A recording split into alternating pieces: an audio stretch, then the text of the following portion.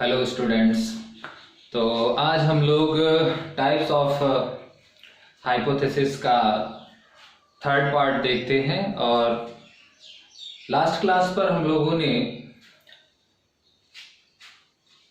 Types of hypothesis के अंतर्गत working hypothesis, empirical hypothesis, descriptive hypothesis के बारे में डिस्कस किया था। आज हम उसी के आगे अपनी चर्चा को स्टार्ट करते हैं। डिस्क्रिप्टिव हाइपोथेसिस, जिसे हम एक यूनिवेरिएट हाइपोथेसिस के नाम से भी जानते हैं, वो एक ऐसी हाइपोथेसिस है जो किसी एक वेरिएबल को ही इंडिकेट करती है और उस एक वेरिएबल में उस वेरिएबल के साइज को या उसके डिस्ट्रीब्यूशन को या उसके लेवल को डिफाइन करती है किसी एक पर्टिकुलर फिनोमिना में, किसी एक पर्टिकुलर परिस्थिति में जहां पर वो वेरिएबल उपस्थित होता है। आज हम लोग एक और परिकल्पना की चर्चा करते हैं जिसे हम रिलेशनल हाइपोथेसिस भी कहते हैं, यानी सहसंबंधात्मक परिकल्पना भी कहते हैं, या संबंधात्मक परिकल्पना कहते हैं। तो हम लोग आज पढ़ते हैं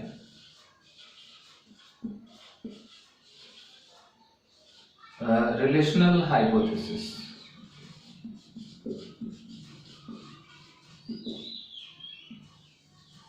क्या होती है? रिलेशन हमेशा जब भी देखा जाता है किन्हीं दो वेरिएबल्स के बीच भी देखा जाता है, x और y के बीच। लेकिन x और y के बीच जो संबंध होता है वो संबंध कई परिस्थितियों में होता है। तो यहाँ पर ये जो परिकल्पना है ये किन्हीं दो चरों के बीच, और वो दो चर होंगे क्या? IV और DV, यानी स्वतंत्र और आश्रित चर के बीच, इंडिपेंडेंट और डिपेंडेंट वेरिएबल के बीच कुछ स्पेसिफिक केसेस में क्या रिलेशनशिप बनती है, उसी को डिफाइन करती हुई ये हमारी हाइपोथेसिस होती है। यानी हमसे अगर पूछा जाए कि रिलेशनल हाइपोथेसिस क्या होती है, तो हम कहेंगे कि which hypothesis describe the relationship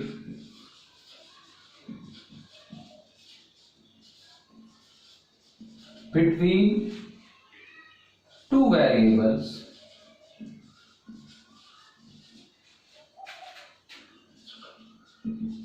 with respect to some cases, यानी कुछ सम केसेस के रेफरेंस में कितनी बिटवीन टू वेरिएबल्स, यानी इसमें पहली बात है कि इसमें वेरिएबल्स की संख्या केवल दो होगी और वो जो दो वेरिएबल होंगे उसमें से क्या होगा? IV एंड सेकंड वन क्या होगा? DV होगा। इस बात का आपको ध्यान रखना है, केवल IV या DV नहीं होंगे। अब इन सम केसेस, तो ये जो हाइपोथेसिस है, ये हाइपोथेसिस के दो पर्टिकुलर केस इन्होंने लिए। एक को हम कहते हैं कोरिलेशनल हाइपोथेसिस,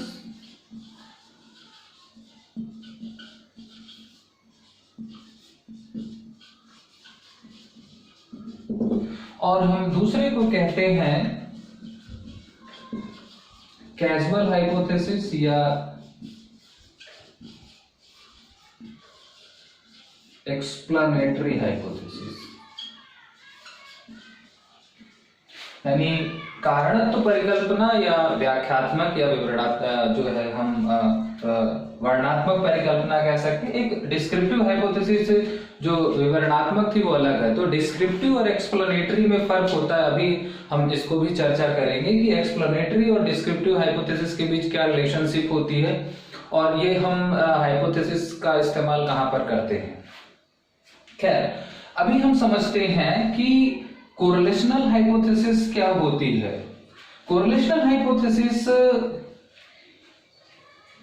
किन्हीं दो वेरिएबल्स के बीच, किन्हीं DV/IV के बीच इस तरीके संबंध को बताती है जिसमें एक जो चर है वो दूसरे चर को बिना प्रभावित किए हुए ही संबंधों को बनाता है। दो तरह की चीजें होती हैं जहां पर दो वेरिएबल होते हैं, एक वेरिएबल दूसरे वेरिएबल को प्रभावित करता है, दूसरा यहाँ पर एक ऐसा IVDV है जहां पर एक दूसरे के साथ तो है लेकिन एक दूसरे को बिना प्रभावित किए बगैर है। जैसे यानी अगर हमसे इसका मीनिंग पूछा जाए तो हम कहें कि ए statement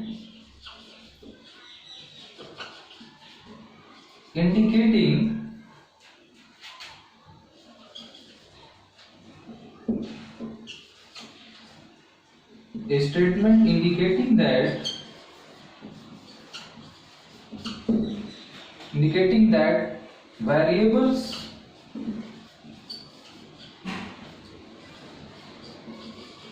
occurs together. Variable occurs together in some specified manner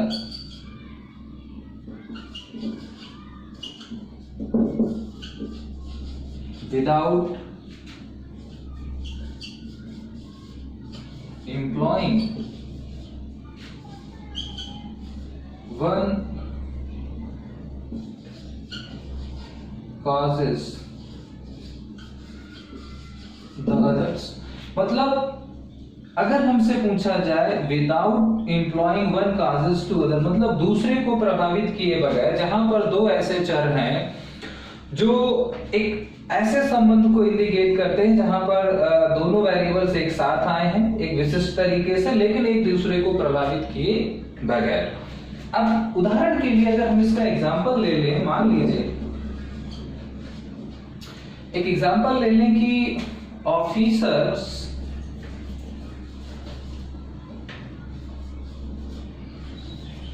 level of commitment, officers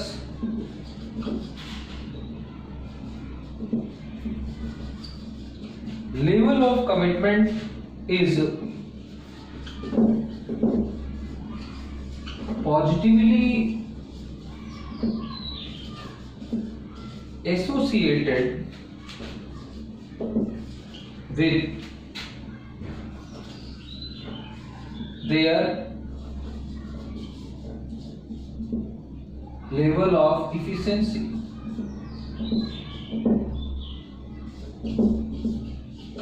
यानी एक तरफ दो वेरिएबल है हमारा लेवल ऑफ कमिटमेंट और दूसरा है लेवल ऑफ इफिशिएंसी। यानी लेवल ऑफ कमिटमेंट जो है अधिकारियों का वो सकारात्मक रूप से सहचरित है उनके जो लेवल ऑफ उनकी जो एफिशिएंसी है यानी जो उनकी कार्य की जो शुद्धता है, ठीक है, या जो सामर्थ्य है। तो दोनों चीजें एक दूसरे से स्पेसिफाइड हैं, यहाँ पर दोनों में कोरिलेशन है, यानी एक IV है और DV है, लेकिन एक ऐसा दोनों एक दूसरे को प्रभावित बिना किए हुए, एक दूसरे को घटाए बिना बढ़े, सेम डायरेक्शंस में दोनों एक दूसरे को कर रहे हैं। तो कोरिलेशनल हाइपोथेसिस एक ऐसी हाइपोथेसिस है जो कि दो चरों के बीच के ऐसे संबंध को इंगित करती है जिसमें दोनों चर बिना एक दूसरे को प्रभावित किए बगैर ही संबंध को व्यक्त करते हैं। तो जब दो वेरिएबल हों और दो वेरिएबल में एक वेरिएबल किसी दूसरे वेरिएबल को बिना इन्फ्लुएंस्ड या बिना प्रभावित किए हुए संबंध को बनाता है, तो ऐसे परिकल्पना को हम कहते हैं कोरिलेशनल हाइपोथेसिस। अब आते हैं कैजुअल हाइपोथेसिस। कैजुअल हाइपोथेसिस क्या होती है रिलेशनल हाइपोथेसिस का?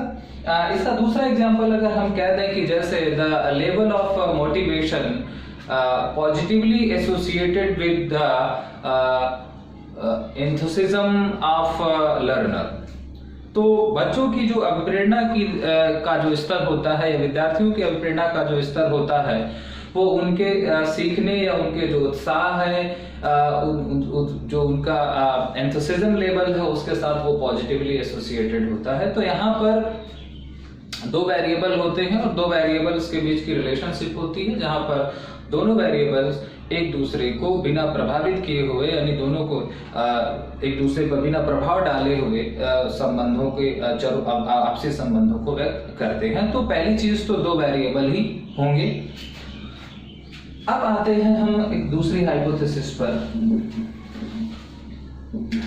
कैजुअल हाइपोथेसिस क्या होती है?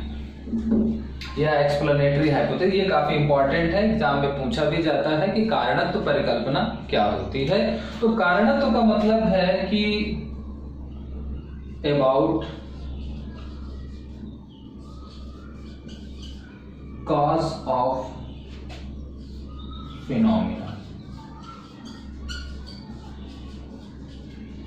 कॉज का मतलब है कारण यानी रीजन, यानी किसी भी परिस्थिति के कारण के बारे में। चूंकि कॉज इफेक्ट रिलेशनशिप की बात होती है स्टडी में, रिसर्च में, तो ये किसी भी परिस्थिति में किसी कारण जो चर होता है या जो कॉज वेरिएबल होता है, उस कॉज वेरिएबल का एक्सप्लेनेशन करता है। अब अगर हम यानी इसको आप मीनिंग देखें, तो अगर हमसे बहुत शॉर्टकट में पूछा जाए, हमको एक चीज ध्यान रखनी है कि what is the casual hypothesis. तो casual hypothesis about the cause of phenomena, किसी परिस्थिति के कॉज के बारे में है। अब अगर हम इससे इसका मीनिंग पूछा जाए कि क्या है, यानी आप यहां पर कह सकते हैं कि विच हाइपोथेसिस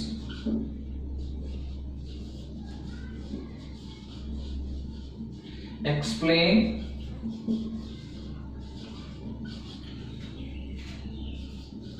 happening of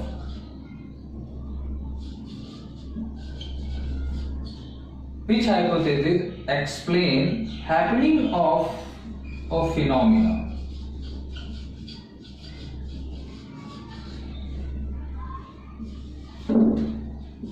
क्योंकि एक्सप्लेनेटरी है तो आप यहाँ पर एक्सप्लेन शब्द कह सकते हैं, और हैपनिंग का मतलब है कि क्या हुआ, यानी किसी परिस्थिति में क्या हो रहा है या जो हो रहा है क्या कारण घटित हुआ।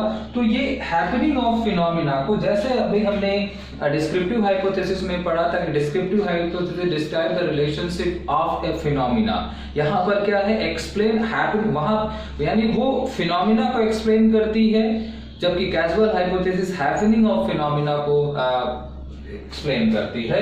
तो दोनों में एक सिमिलरिटी भी है, दोनों में एक संबंध भी है, उसकी चर्चा अभी हम करेंगे। तो which hypothesis explain happening of a phenomena means, अगर हम कह दें यानी means describe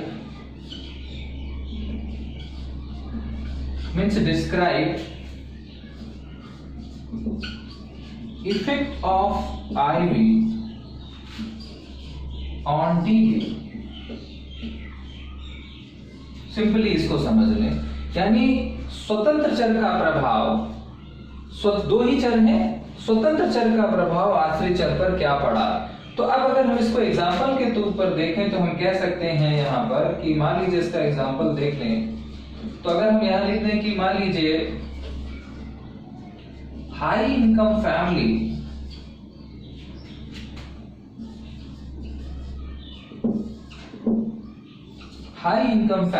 spend more या spend high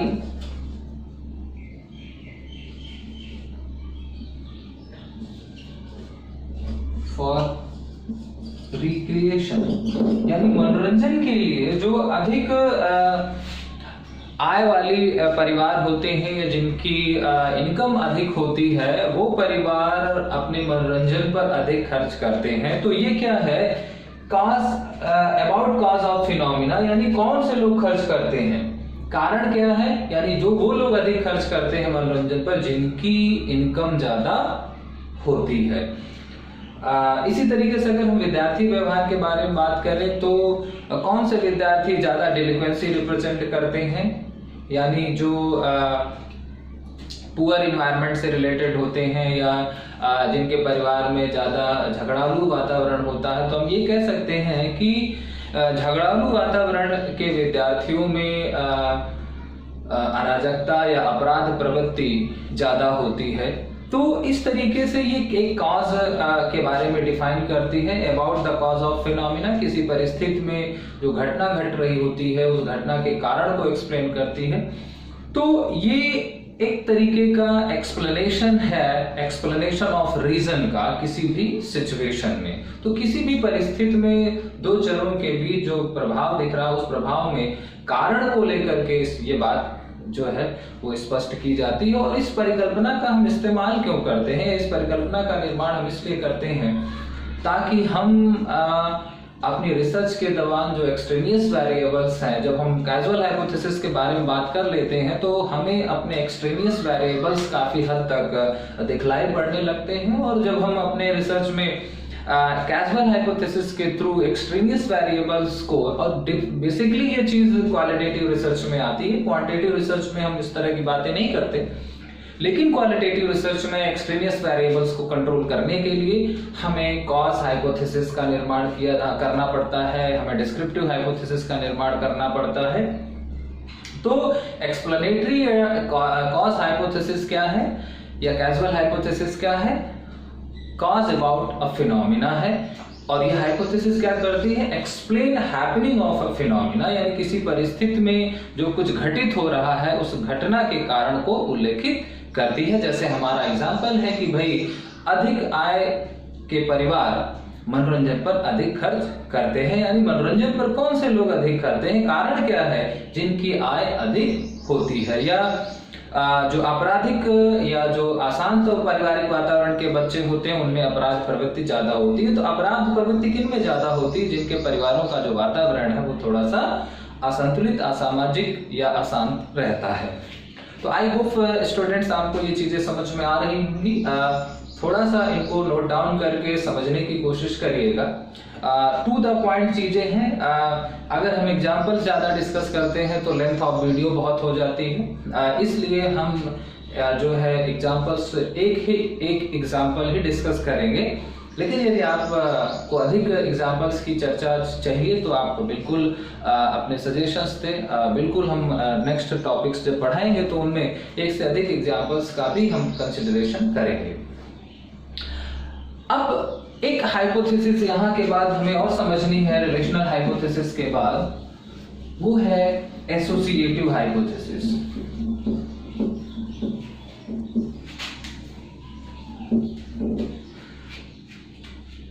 अब हम समझते हैं एसोसिएटिव हाइपोथेसिस।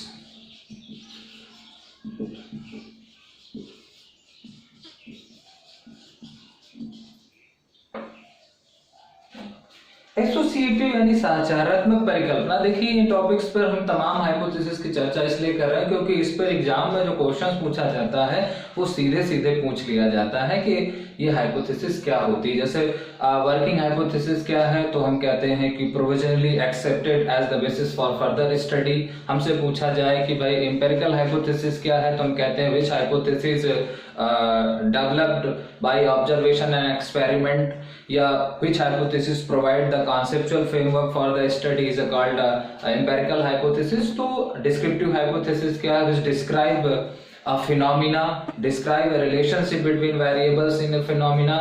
हमसे कहा जाए कि भाई कैजुअल हाइपोथेसिस क्या है, तो हम कहते हैं which hypothesis explain happening of a phenomena। तो ये छोटे छोटे एक सेंटेंसेस हैं जिनको आप मेमोराइज भी कर सकते हैं।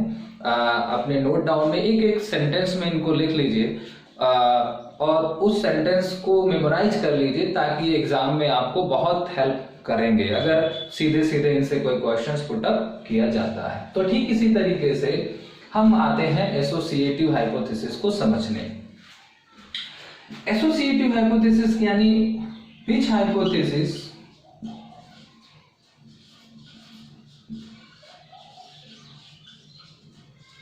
predict the relationship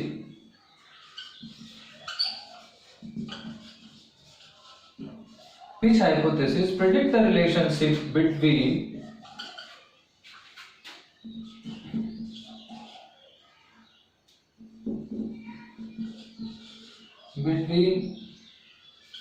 one IV या between IV and DV. Simple है, ये तो बहुत सारी हाइपोथेसिस में था, लेकिन but if any change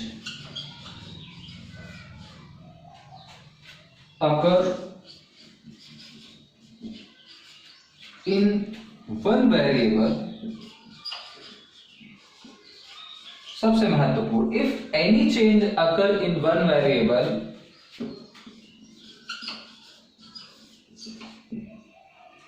changes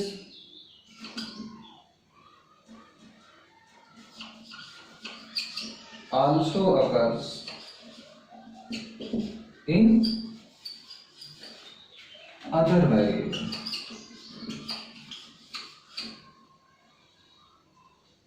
in other variable या in second variable, in other या, तो दो चरों के बीच संबंध है। साहचर्य की बात वहीं पर होती है कि जहां पर दो चरों के बीच संबंधों की बात की जाए। लेकिन यदि किसी भी एक चर में कोई परिवर्तन किया जाए तो वो परिवर्तन, तो उसका प्रभाव दूसरे चर के भी परिवर्तन पर पड़े। But if any change occurs in one variable, change also occurs in other variable और सेकंड वेरिएबल। तो इस तरह की परिकल्पना को, जहां पर कोई दो चर हो, दोनों चरों के बीच संबंध हो, लेकिन यदि किसी एक चर में कोई परिवर्तन किया जाए और वो परिवर्तन किसी दूसरे चर पर भी एप्लीकेबल होता है, तो इस तरह की हम परिकल्पना को एसोसिएटिव हाइपोथेसिस कहते हैं। अब यहाँ पर एक चर्चा कर लेते हैं कि हमारी जो डिस्क्रिप्टिव हाइपोथेसिस होती है और जो कैजुअल हाइपोथेसिस होती है या जो एक्सप्लेनेटरी हाइपोथेसिस, इनके बीच की रिलेशनशिप क्या, क्योंकि एक एग्जाम में पूछा गया था। तो हम एक एग्जाम का क्वेश्चंस लेते हैं। हम यहाँ पर समझते हैं रिलेशन बिटवीन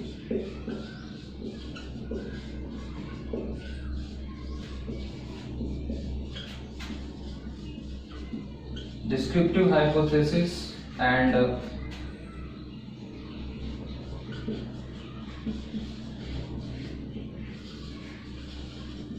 explanatory hypothesis। ये एक क्वेश्चन है एग्जाम का जिसकी हम चर्चा करते हैं कि विवरणात्मक परिकल्पना और व्याख्यात्मक परिकल्पना में क्या फर्क होता है, या कैजुअल हाइपोथेसिस भी इसको हम कह सकते हैं। तो पहली चीज कि ये दोनों परिकल्पनाएं कहां पर इस्तेमाल की जाती हैं।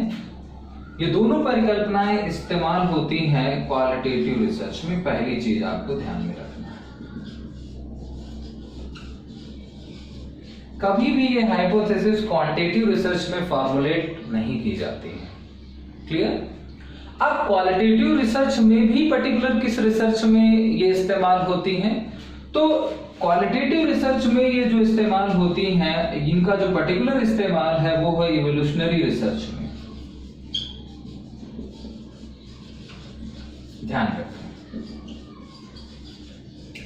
अगर किसी स्पेसिफिक रिसर्च की बात की जाए तो वो है इवोल्यूशनरी रिसर्च, अगर इसको हम कह सकते हैं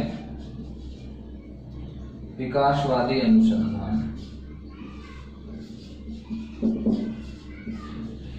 इवोल्यूशनरी रिसर्च किसका पार्ट है? एक क्वालिटेटिव रिसर्च का है। तो जो एग्जाम में पूछा गया है उस चीज में दो तरीके से पूछा जा सकता है। अभी हमने संबंधों को तो नहीं बात की, लेकिन दोनों परिकल्पनाओं का जो यूटिलिटी एरिया है वो हम समझते हैं। ये दोनों परिकल्पनाएं जो हैं वो सामान्यतः गुणात्मक शोध में इस्तेमाल होती हैं, और गुणात्मक शोध के अंतर्गत जो विकासशील शोध होते हैं या विकासवादी अनुसंधान होते हैं, यानी जो इवोल्यूशनरी रिसर्च होती है। इवोल्यूशनरी रिसर्च क्या होती है, हालांकि हमने टाइप्स ऑफ रिसर्च में इसके बारे में डिस्कस किया था। जो एथनोग्राफिक रिसर्च होती हैं या एंथ्रोपोलॉजी पर बेस्ड होती है, जहां पर हम मानव व्यवहार स्वभाव के विकास के बारे में बात करते हैं, वो सब हमारी जो है वो इवोल्यूशनरी रिसर्च के अंतर्गत कंसीडर किया जाता है, चाहे वो जेनेटिक्स रिसर्चेस हों। तो वो एक अलग टॉपिक है, बस यहाँ पर आपको ये चीज ध्यान में रखनी है। अब इवोल्यूशनरी रिसर्च में जब हम इवोल्यूशनरी रिसर्च करते हैं तो हम कैसे इन दोनों हाइपोथेसिस का वहां पर इस्तेमाल करते हैं, इसका एक फ्लो चार्ट है, बस वो फ्लो चार्ट आपको ध्यान में रखना है। फ्लो चार्ट्स क्या है आपको यहां पर समझना है। अगर ये फ्लो चार्ट्स आपके ध्यान में है तो आप कभी भी इस टॉपिक से कंफ्यूज नहीं होंगे। सबसे पहले आप क्या करते हैं, आप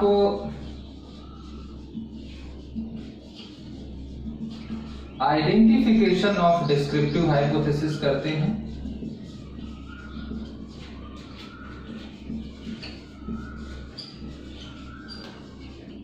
चूंकि ये क्या होती है, एक सिंगल वेरिएबल्स को लेकर के होती है। इवोल्यूशनरी में किसी एक एस्पेक्ट का डेवलपमेंट प्रोसेस हम देखते हैं तो कोई एक वेरिएबल लिया और फिर हमने उसको क्या किया, हमने उसकी पहचान की या एक डिस्क्रिप्टिव हाइपोथेसिस बनाई। फिर हमने क्या किया, testing of descriptive hypothesis.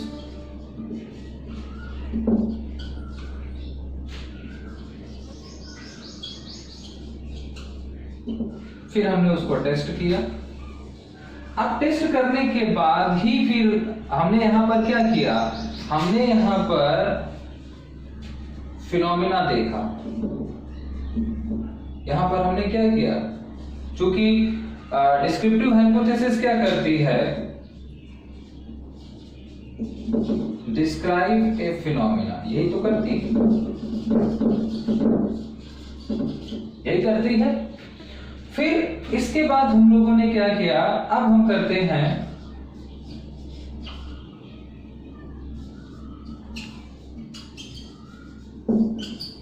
Identification of explanatory hypothesis.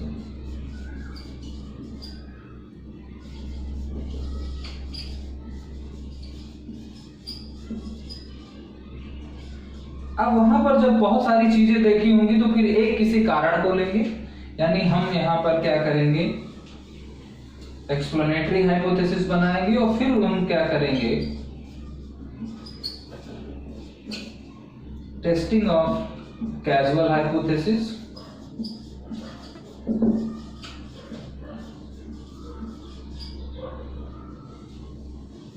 तो इस फ्लो चार्ट से हमें क्या समझ में आया कि इवोल्यूशनरी रिसर्च के अंतर्गत हम सबसे पहले हम क्या बनाते हैं,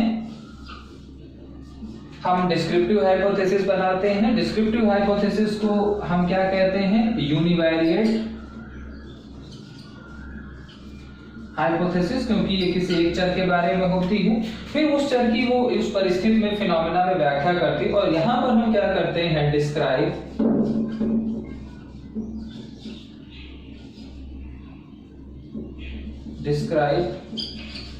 about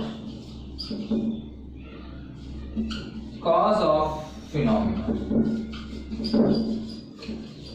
तो हम पहले एक फिनोमिना को डिस्क्राइब करते हैं और फिर उस फिनोमिना के काज को। तो काज तो तभी मिलेगा ना जब फिनोमिना एक्सप्लेन होगा। तो सबसे पहले हम डिस्क्रिप्टिव हाइपोथेसिस, फिर डिस्क्रिप्टिव हाइपोथेसिस को टेस्ट करने के बाद फिर उस वहां से जो ऑब्जर्वेशन से चीजें मिलती हैं, फिर वहां पर हम एक एक्सप्लेनेटरी या कैजुअल हाइपोथेसिस, तो डिस्क्रिप्टिव हाइपोथेसिस पहले बनती है, फिर उसके बाद एक्सप्लेनेटरी हाइपोथेसिस का इस्तेमाल किया जाता है। हाँ, ये किस में इस्तेमाल होती है, ये पर्टिकुलर इवोल्यूशनरी रिसर्चेस जो होती हैं, जो इवोल्यूशन बेस्ड होती, इवैल्यूएशन नहीं, इवैल्यूएशन तो मूल्यांकन है, इवोल्यूशनरी रिसर्च इवोल्यूशन से बनी है। इस इवोल्यूशन का मतलब होता है क्रम विकास या डेवलपमेंट।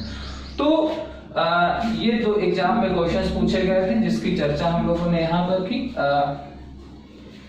इसी से हमारा जो हाइपोथेसिस और उसके टाइप का जो टॉपिक है वो कंप्लीट होता है। यहाँ पर एक चीज समझ लेनी है, एक और क्वेश्चन पुट अप किया जाता है, relation between research hypothesis theory के बीच क्या संबंध होता है। तो एक और एग्जाम का हम जो है वो क्वेश्चंस लेते हैं। यहाँ पर कभी कभी क्वेश्चंस आता है, रिलेशन amongst research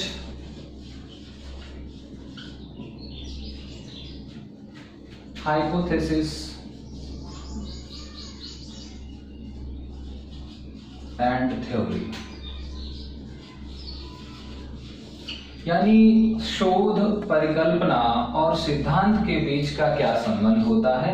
ये बहुत ही इंपॉर्टेंट क्वेश्चंस होता है, कई बार हमसे पूछा जाता है, तो हम जरा यहाँ पर इसकी चर्चा करते हैं।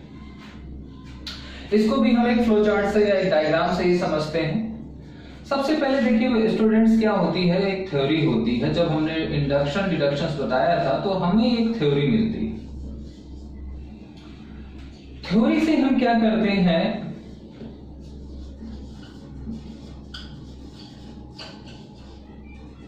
हाइपोथेसिस बनाते हैं, यानी थ्योरी क्या करती है, हमको help to state a hypothesis,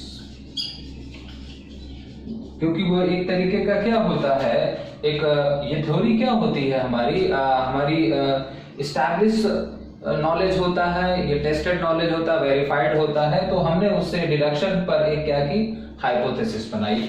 अब हाइपोथेसिस क्या करती है, हाइपोथेसिस हमको क्या कर देती है, प्रोवाइड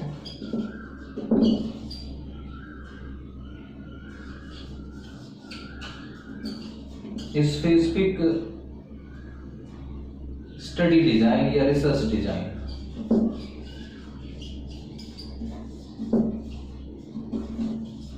हमने जब भी कहा था कि हाइपोथेसिस का जो कंट्रीब्यूशन है वो क्या है, हाइपोथेसिस से काफी कुछ जो होता है इंडिकेट्स कर देती है हमारी टाइप्स ऑफ स्टडी या रिसर्च डिजाइन को।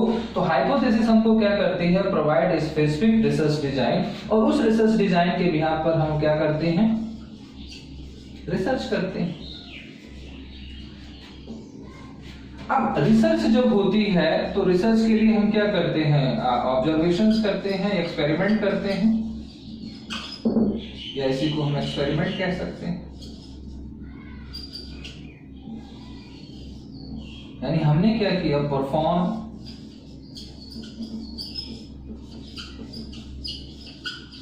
रिसर्च को परफॉर्म किया। अब जब रिसर्च परफॉर्म किया, एक एक्सपेरिमेंट किया, तो इससे क्या चीज बनेगी, इससे होगा क्रिएट और मॉडिफाई द थ्योरी। तो उससे या तो एक नया सिद्धांत बन जाएगा, या वो पुराने सिद्धांत में कुछ गड़बड़ी आ गई होगी तो उसको हम मॉडिफाई कर लेंगे। तो यहाँ पर दो चीजें होंगी, या तो क्रिएट तो मॉडिफाई। तो ये एक साइक्लिक चैन चलती है रिसर्च, हाइपोथेसिस और थ्योरी को लेकर के बीच में, कि कैसे चीजें चलती हैं। तो थ्योरी के बिहाफ पर हम यानी हम यहाँ पर क्या करते हैं, डिडक्शन बेस्ड एक हाइपोथेसिस बनाते हैं। हाइपोथेसिस हम क्या करती है, हमको एक स्पेसिफाइड रिसर्च डिजाइन प्रोवाइड करती है। उस रिसर्च डिजाइन के बेस पर हम एक रिसर्च परफॉर्म करते हैं, और फिर रिसर्च से जो हमने ऑब्जर्वेशन किया, उस ऑब्जर्वेशंस के आधार पर जो हमको कंफर्मेशन या जो कंक्लूजन्स मिले, उन कंक्लूजन से या तो एक नया सिद्धांत रिजल्ट्स के फॉर्म में आता है, या फिर जो एग्जिस्टिंग थ्योरी होती है उसमें कुछ चेंजमेंट्स आ जाता है। तो ये भी एक बहुत पूछा जाने वाला टॉपिक है एग्जाम में, कि शोध और परिकल्पना और सिद्धांतों के बीच क्या आपसी संबंध होता है। तो आपको ये एक साइकिल ध्यान में रखनी है। Hypothesis provide the theory helps to formulation in hypothesis, hypothesis helps to perform a research or provide research design. Research created new knowledge may be as a form of new theory or modification in a existing theory. चलिए अब इसके बाद हम चर्चा करते हैं यहाँ पर सोर्स ऑफ हाइपोथेसिस के बारे में। तो यहाँ से गाइस जो हाइपोथेसिस का टॉपिक है, उनका जो क्लैरिफिकेशन है, जो क्लासिफिकेशंस है, वो कंप्लीट होता है। हम यहाँ पर एक चर्चा अब बात करते हैं टाइप्स ऑफ हाइपोथेसिस के बाद सोर्स ऑफ हाइपोथेसिस की, कि परिकल्पनाओं का स्रोत क्या होता है।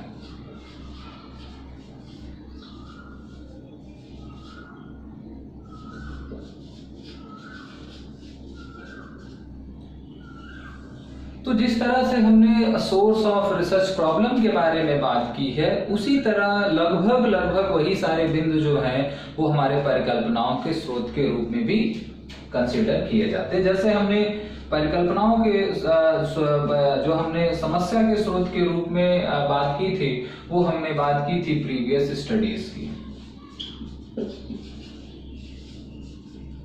जो पूर्व के अध्ययन है, ठीक है, पहला। दूसरा फिर हमने वहां पर बात की थी कि जो प्रीवियस रिसर्च रिपोर्ट्स है, प्रीवियस स्टडीज हैं, या हम पास्ट स्टडीज की बात कह सकते हैं। दूसरा हमारा जो रीडिंग कंटेंट्स था, वहां पर रीडिंग मटेरियल्स के बारे में बात कर सकते हैं। रीडिंग मटेरियल्स यानी वही जो हमारी यानी जो रिलेवेंट बुक्स थी, वहां पर भी ये चर्चा थी। हम यहाँ पर मैगजीन्स के बारे में बात कर सकते हैं, हम यहाँ पर जर्नल्स के बारे में बात कर सकते हैं, हम यहाँ पर सेमिनार, कॉन्फ्रेंस, रिपोर्ट्स के बारे में बात कर सकते हैं। वहां पर भी बहुत सारे लोग पेपर पब्लिश करते हैं।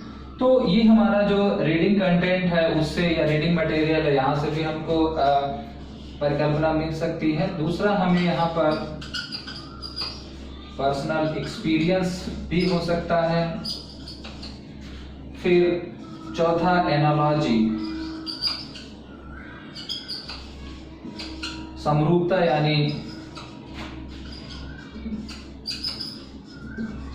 सिमिलरिटीज ऑफ फिनोमिना, किसी परिस्थिति की दो समानता है, वहां से भी हमको हाइपोथेसिस मिल सकती है।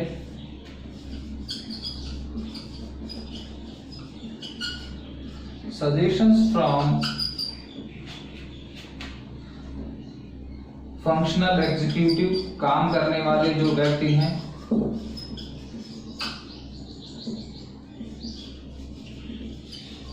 उनसे भी हमको परिकल्पना मिल सकती है।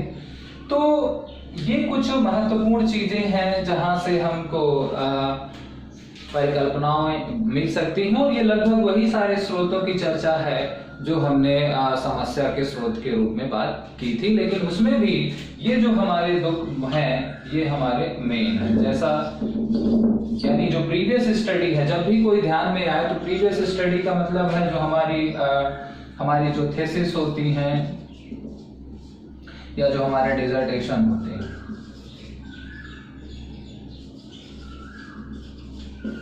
जो हमारे डिसर्टेशंस होते हैं या जो प्रोजेक्ट्स होते हैं, उनको हम प्रीवियस स्टडी में कंसीडर करते हैं। रीडिंग मटेरियल्स यानी जो रिलेवेंट बुक्स या रेफरेंस बुक्स या टेक्स्ट बुक्स होती हैं। पर्सनल एक्सपीरियंस, व्यक्ति की अपनी खुद की एक अनुभव से या उसकी खुद की इनसाइट से भी आपको हाइपोथेसिस मिल सकती है। किसी परिस्थिति में समानता या कॉन्ट्राडिक्टरी की वजह से एनालॉजीज के थ्रू भी आपको हाइपोथेसिस मिल सकती है। और फिर कुछ जो कार्यकारी लोग होते हैं, एक्सपर्ट सजेशन, जो वहां पर हमने कहा था, तो एक्सपर्ट सजेशंस की जगह पर वही वर्ड लिखा हुआ है, यानी सजेशंस फ्रॉम फंक्शनल एग्जीक्यूटिव। तो इन सभी स्रोतों से ये जो स्रोत होते हैं, ये परिकल्पना के स्रोत हो सकते हैं। परिकल्पना जो है वो आधार विहीन नहीं होती है।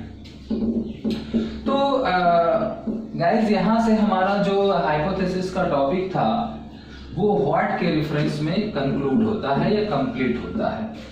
अब हम इस टॉपिक के दूसरे पहलू पर आते हैं, जहां पर हम लोगों ने व्हाट के बाद व्हाई के रेफरेंस में बात करते हैं, यानी हमें व्हाई समझना है क्या होता है। अब व्हाई का मतलब है क्यों, हाइपोथेसिस क्यों रिसर्च में, अर्थात हम यहाँ पर बात करने क्या जा रहे हैं, हम बात करने जा रहे हैं कंट्रीब्यूशन।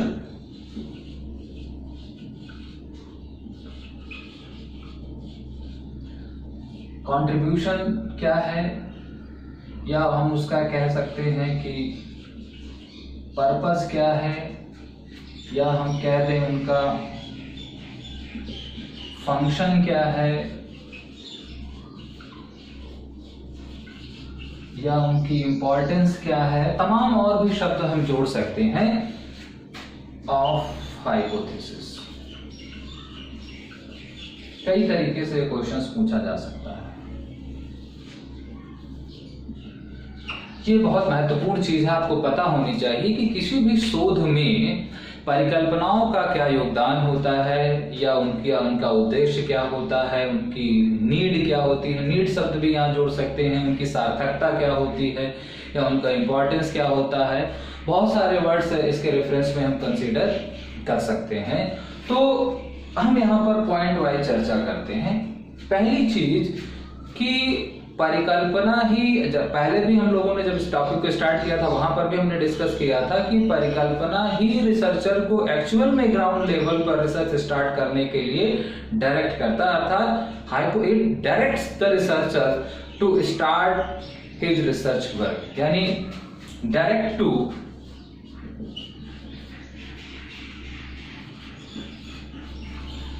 start his study. शोधकर्ता को अपना शोध कार्य कहां पर start his study eight ground level. Ground level पर अध्ययन स्टार्ट करने के लिए ये डायरेक्ट करती है. दूसरा, ये जो है वो expected indicates the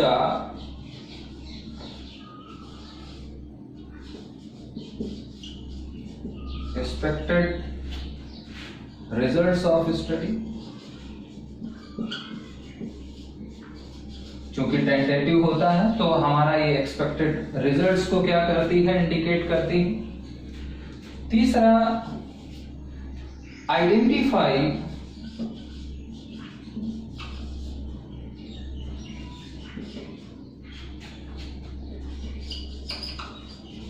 research design, जो सबसे महत्वपूर्ण. अभी जब हमने संबंधों के बारे में बात की तो हाइपोथेसिस क्या करती है, हमको एक स्पेसिफिक रिसर्च डिजाइन प्रोवाइड करती है.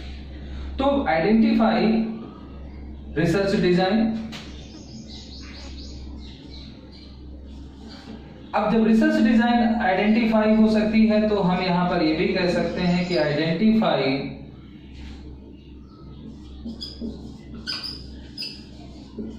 Population of study. उसकी पॉपुलेशंस को भी क्या करती है, आइडेंटिफाई कर देती है. चौथा, प्रिवेंट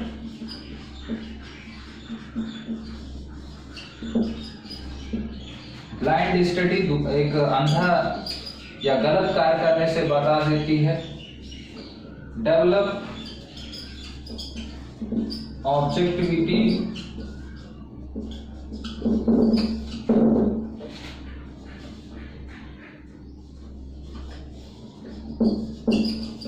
ब्रिज बिटवीन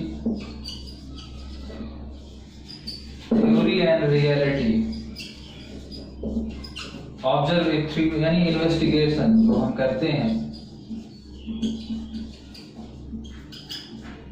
तो ये कुछ महत्वपूर्ण इनके योगदान हो सकते हैं जिसकी चर्चा हम लोगों ने पहले भी कर ली है, लेकिन पॉइंट वाइज भी अगर आपको ध्यान में रखना है तो परिकल्पना ही एक शोधकर्ता को अपना शोध कार्य वास्तविक स्तर पर या ग्राउंड लेवल पर स्टार्ट करने में मदद करती है. परिकल्पना ही किसी शोध के जो एक्सपेक्टेड होता है, जो वांछित परिणाम होते हैं उनको इंडिकेट करता है. परिकल्पनाएं ही शोध के डिजाइन को इंडिकेट करती हैं. परिकल्पनाएं ही शोध की जनसंख्या को स्पष्ट करती हैं.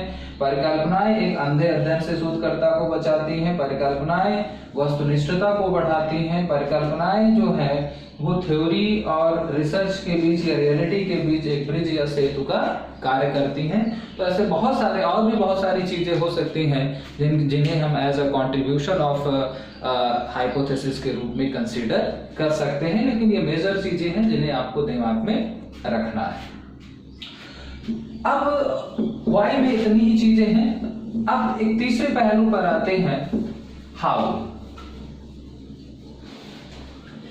कि अब परिकल्पना बनाए कैसे. हाउ यानी डेवलपमेंट ऑफ हाइपोथेसिस. हाउ का मतलब क्या है,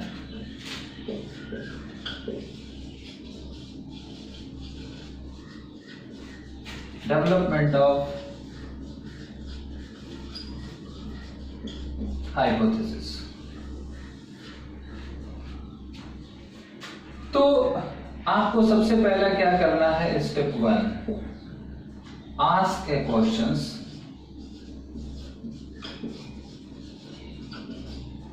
यानी आपको वहां पर एक मेन ऑब्जेक्टिव्स बनाने हैं. यानी आपको क्या करने हैं,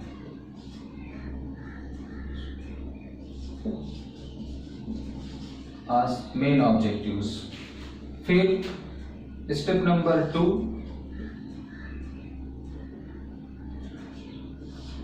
do some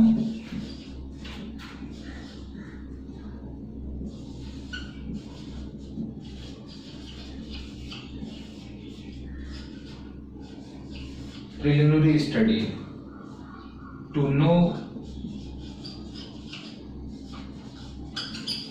about topic from past study और थ्योरीज। आपको कुछ यानी साहित्य सर्वेक्षण करना है। फिर आपको क्या करना है, आपको यहां पर अब करना है फॉर्मुलेशन ऑफ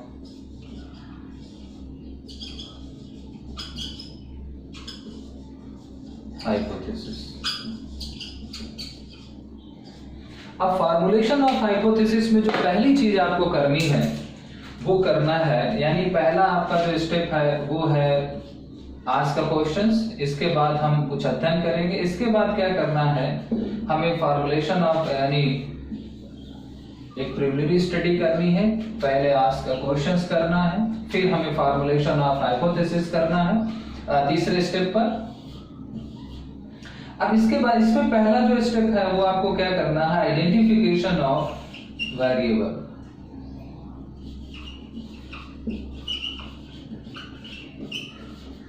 आइडेंटिफिकेशन ऑफ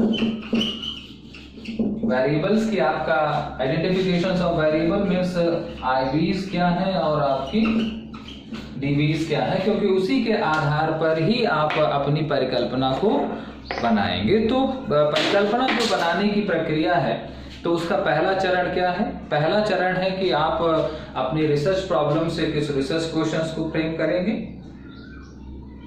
जब रिसर्च क्वेश्चंस फ्रेम हो जाएगा तो उस रिसर्च क्वेश्चंस पर बेस्ड जो हमारी थ्योरीज हैं या जो हमारे पूर्व के अध्ययन हैं, हम पूर्व के अध्ययनों का थोड़ा सा अवलोकन करेंगे ताकि हमें वेरिएबल्स के बारे में कि किस तरह के वहां पर संबंध हैं, किस तरह की रिलेशनशिप होती है उनके बीच, उस आदि के बारे में हमको जानकारी प्राप्त हो जाएगी। जब हम अपने उस शोध समस्या टॉपिक के बारे में पूर्व के शोध साहित्य को पढ़ लेते हैं तो काफी हमारा आत्मविश्वास बढ़ जाता है, काफी चीजें हमें पता हो जाती हैं। उसके पश्चात ही फिर हम परिकल्पनाओं के निर्माण के बारे में आते हैं। परिकल्पना निर्माण के अंतर्गत सबसे पहले हमें क्या करना है, अपने चरों की पहचान करनी है। चरों की पहचान का मतलब है कि हमारे टॉपिक में कौन कौन से वेरिएबल हैं, उन वेरिएबल की सापेक्ष स्थिति क्या है। हमारी according to research problem which variables is independent and which variables is dependent, क्योंकि उसी के आधार पर वेरिएबल्स की आइडेंटिफाई करना है, रिसर्च के टॉपिक्स के बारे में आइडेंटिफाई करना है, तमाम चीजें स्पष्ट होती हैं। अब जब आइडेंटिफिकेशन ऑफ वेरिएबल्स कर लेते हैं तो उसके बाद फिर हम ग्राउंड लेवल पर जो है वो हाइपोथेसिस फॉर्मुलेशन करते हैं। अब इस पक्ष का सबसे महत्वपूर्ण चीज उसी के नीचे लिखेंगे। अब ये जब फॉर्मुलेशन ऑफ हाइपोथेसिस हम कर रहे हैं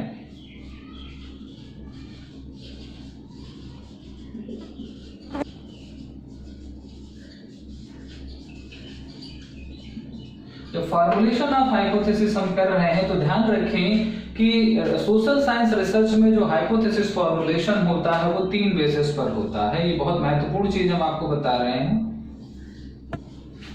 पहला भाई, या तो वो जो रिसर्च होती है वो हमारी ग्रुप डिफरेंसेस पर बेस्ड होती है, या ग्रुप डिफरेंस इसी को हम या ग्रुप कंपैरिजन भी कह सकते हैं, ध्यान रखेगा। या तो हमारी कंपैरिजन बेस्ड स्टडी होती है, फिर दूसरी या तो हमारी जो स्टडी होती है वो रिलेशनशिप बेस्ड होती है, या इसी को हम इफेक्ट बेस्ड स्टडी कहते हैं। और तीसरी जो हमारी स्टडी होती है वो होती है डिस्क्रिप्टिव। ये सोशल साइंस के रेफरेंस में तो परिकल्पना या तो हमारा ग्रुप कंपैरिजन या ग्रुप डिफरेंस फॉर्म में बनेगा, या तो रिलेशनशिप इफेक्ट रिलेशनशिप फॉर्म में बनेगा, या डिस्क्रिप्टिव फॉर्म में बनेगा। ये ध्यान रखिएगा। तो अब मान लीजिए यहाँ पर हमें ग्रुप कंपैरिजन फॉर्म में कोई हाइपोथेसिस, तो हम यहाँ पर ये टॉपिक थोड़ा सा स्टैटिस्टिकली समझते हैं, इसको थोड़ा सा समझने की कोशिश करिएगा कि मान लीजिए हमें यहाँ पर एक नल हाइपोथेसिस बनाना है, तो नल हाइपोथेसिस को हम किससे रिप्रेजेंट करते हैं, H0 से। तो H0 नल हाइपोथेसिस क्या है, H0 मान लीजिए कि 2 हैं बॉयज एंड गर्ल्स का IQ कंपैरिजन करना है, तो हमने कहा कि mu of boys is equal to mu of girls, यानी यहाँ पर हम किसके बारे में बात कर रहे हैं, IQ के बारे में बात कर रहे हैं। यानी IQ of boys is equal to IQ of girls, यानी दोनों के बीच अंतर नहीं है। या इसी को हम इस तरीके से भी तो लिख सकते हैं कि IQ of boys and IQ of girls is equal to 0। अब इसी का हम क्या करें, अल्टरनेटिव समझ लें। अल्टरनेटिव अब दो तरीके से बनती है। मान लीजिए डायरेक्शनल फॉर्म में हम बनाना है, तो डायरेक्शनल फॉर्म क्या होगा, यानी H1 such that is greater than mu of girls, या इसी का हम उल्टा कह सकते हैं कि U is less than mu girls. अब इसी का अगर हम एक नॉन डायरेक्शनल बना लें, नॉन डायरेक्शनल, तो H1 such that U mu equal to does not equal to mu equal to girls, यानी यहाँ पर क्या होता है, डायरेक्शनल में या तो सेम डायरेक्शन में, यानी इसमें डायरेक्शन स्पेसिफाइड होते हैं, इसमें direct does not equal to, तो हम हाइपोथेसिस या तो नल फॉर्म में बनाते हैं या डायरेक्शनल अल्टरनेटिव फॉर्म में बनाते हैं, और ये स्टैटिस्टिकल टर्म है। लेकिन इस तरीके के डिजाइन हम कब इस्तेमाल करते हैं, जब ग्रुप डिफरेंस या कंपैरिजन फॉर्म में हमारी स्टडी हो रही होती है। लेकिन जब ज्यादातर सबसे जो प्रोबेबिलिटी होती है वो इसी फॉर्म में, इसीलिए ज्यादातर आपको परिकल्पना इस रूप में ही देखने को मिलेंगी। लेकिन जब रिलेशन फॉर्म में हमारी स्टडी होती है तब हम परिकल्पनाएं कैसे बनाते हैं, जरा इसको समझिए। जब रिलेशन फॉर्म में स्टडी होती है तो नल हाइपोथेसिस हमारी कैसी बनेगी, H इक्वल टू मान लीजिए यहाँ पर म्यू, यहाँ तो म्यू नहीं होता तो कोरिलेशन होता, तो मान लीजिए यहाँ ईटा इज इक्वल टू हमने कहा 0। फिर अल्टरनेटिव में मान लीजिए यहाँ पर डायरेक्शनल है और एक तरफ नॉन डायरेक्शनल है, तो यहाँ पर हमने कहा कि H A या इसी को हम H1 कह सकते हैं, proportional to rho is equal to 0, और यहाँ पर हमने कह दिया कि H proportional to P does not equal to 0। ये हमारी क्या है, रिलेशंस, क्योंकि कोरिलेशन फॉर्म में कोई वैल्यू 0 है उसके एक के बीच में ही होती, ठीक है। यहाँ पर ऐसा भी कर सकते हैं, ठीक है, क्योंकि कोरिलेशंस जो होता है वेरिएबल्स के बीच व्यवहार में नेगेटिव नहीं होता, अब वहां पर पॉजिटिव कोरिलेशंस होता है, तो मे भी पॉजिटिव नेगेटिव दोनों फॉर्म में बात कर सकते हैं। लेकिन जब हम डिस्क्रिप्टिव फॉर्म में बात करते हैं तो डिस्क्रिप्टिव में नल हाइपोथेसिस क्या हो सकती है कि मान लेते हैं कि म्यू जो है वो एक वेरिएबल है, म्यूज ऑफ बॉय, मान लीजिए IQ की बात कर ले तो IQ इज इक्वल टू क्या है, मान लीजिए 120 है, हमने कहा कि ये नल है कि 120 IQ होगी बॉयज की। अब इसका हम अल्टरनेटिव क्या बना ले, अगर डायरेक्शनल फॉर्म में बनाए तो हमने कहा कि IQ of boys is greater than 120, या इसी को हम कह दें लेस देन 120, ये हाइपोथेसिस है। और अगर हम इसी को अल्टरनेटिव एक नॉन डायरेक्शनल में बनाए तो हमने कहा कि इज नॉट इक्वल टू 1, क्योंकि यहाँ पर डिस्क्रिप्शन होता है, एक वेरिएबल होता है। तो यहाँ पर किसी एक अक्षर को लिए हमने लड़कों की जो है वो IQ ली और हमने कहा कि 120 के बराबर होगी IQ, फिर यहाँ पर हमने कहा 120 से अधिक होगी, 120 से कम होगी, 120 के बराबर नहीं होगी। तो ये हमारी क्या होंगी, ये हमारी नल होती है और ये हमारी अल्टरनेटिव। तो हम परिकल्पनाओं का जो निर्माण करते हैं वो इस संदर्भ में करते हैं। यहाँ पर समझने या याद रखने योग्य बात क्या है, याद रखने योग्य बात यह है कि सोशल साइंस रिसर्च में जो परिकल्पनाएं बनती हैं वो 3 तरीकों से बनती हैं। एक तुलनात्मक संबंधों में या समूह तुलना के संदर्भ में बनती है, जहां पर 2 वेरिएबल या 2 से अधिक वेरिएबल्स ले लिए जाते हैं। फिर दूसरा, या तो परिकल्पनाएं संबंधों के दिशा में या प्रभाव के संदर्भ में बनती है, रिलेशनशिप के वेरिएबल्स में बनती है। और तीसरा, या तो परिकल्पनाएं जो है वो डिस्क्रिप्टिव फॉर्म में बनती हैं, लेकिन वहां पर ध्यान रखें कि वेरिएबल्स की जो संख्या होती है वो 1 होती है, सबसे महत्वपूर्ण बात, क्योंकि यहाँ पर एक ही चीज होगी, ठीक है। तो यहाँ से हमारा जो हाइपोथेसिस और उसके प्रकारों का जो टॉपिक था वो ऑलमोस्ट कंप्लीट होता है। एक चीज और यहाँ पर हम डिस्कस कर लेते हैं, नल हाइपोथेसिस के बारे में एक क्वेश्चन पूछा जाता है कि एरर ऑफ हाइपोथेसिस भी उनको कहा जाता है।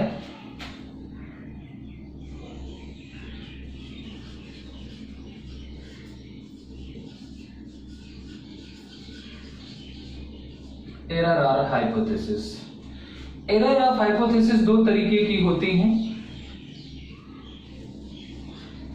एक होती है हमारी टाइप 1 एरर, जिसे हम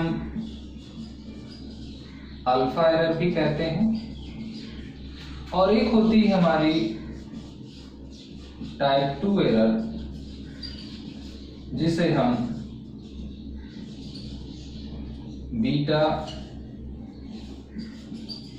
एरर के नाम से भी जानते हैं।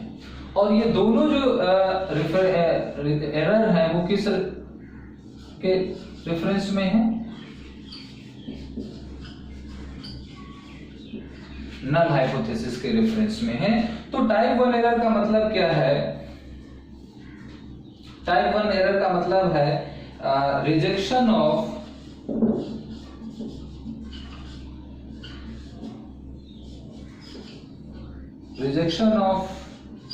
true H naught is called alpha error. थोड़ा सिंपली, और इसको हम कहते हैं acceptance of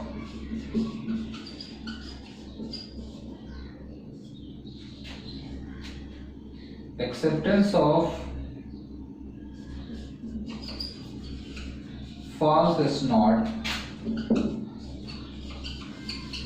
is called beta. अर्थात जब एक ट्रू हाइपोथेसिस को रिजेक्ट किया जाता है तो उसे हम टाइप 1 एरर कहते हैं, और जब एक फॉल्स हाइपोथेसिस को एक्सेप्ट किया जाता है तो उसे हम टाइप 2 एरर कहते हैं। कहने का तात्पर्य, अगर इसको हम टेबल फॉर्म में देखें, टेबल फॉर्म में इसको समझें, तो मान लीजिए कि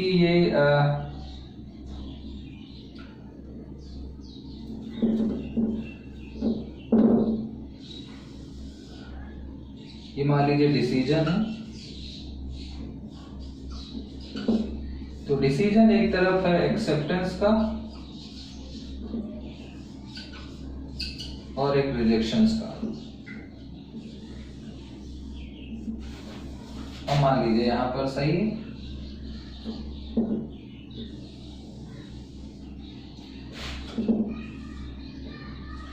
अब यहां पर क्या है, दो नल हाइपोथेसिस है। तो अगर कोई हाइपोथेसिस क्या है, एक्सेप्ट हो रही है, यानी वो क्या है, एक्सेप्टेड है, लेकिन फिर भी हम उसको रिजेक्ट कर रहे हैं, तो यहां पर क्या होगी, टाइप 1 एरर है। यानी टाइप 1 एरर कब होती है, जब एक एक्सेप्टेड हाइपोथेसिस को हम क्या कर देते हैं, रिजेक्ट कराते हैं, यानी rejection of true H naught is called type 1 error.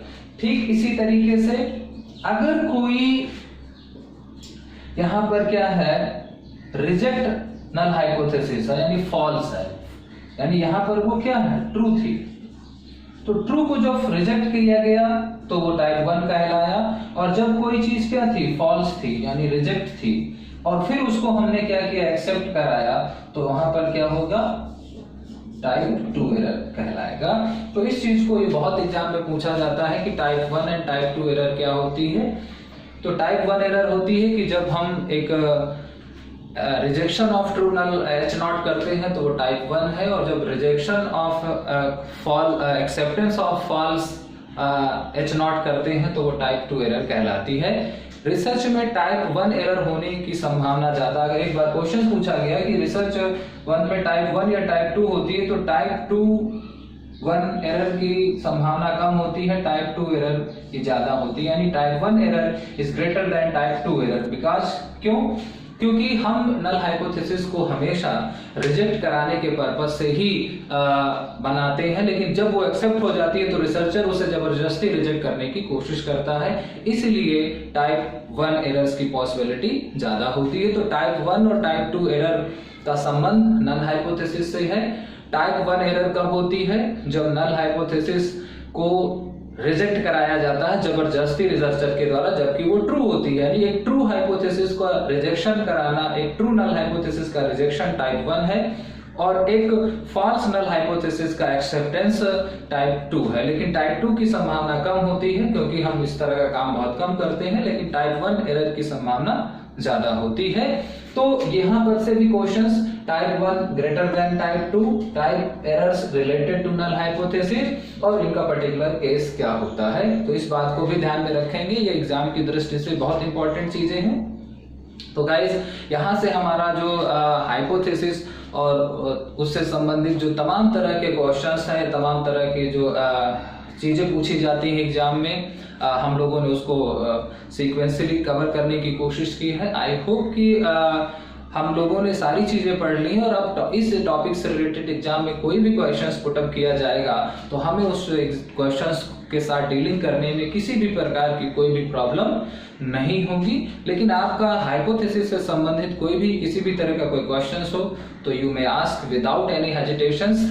I will try to give your queries satisfaction. मैं प्रोवाइड करने की कोशिश करूंगा। आपकी सारी क्वेरीज को क्लैरिफाई करने का हम प्रयास करेंगे। तो thank you so much guys for the watching this video, and also give your valuable comments under the comment section for the quality, for the content of this video. Thank you so much. Goodbye.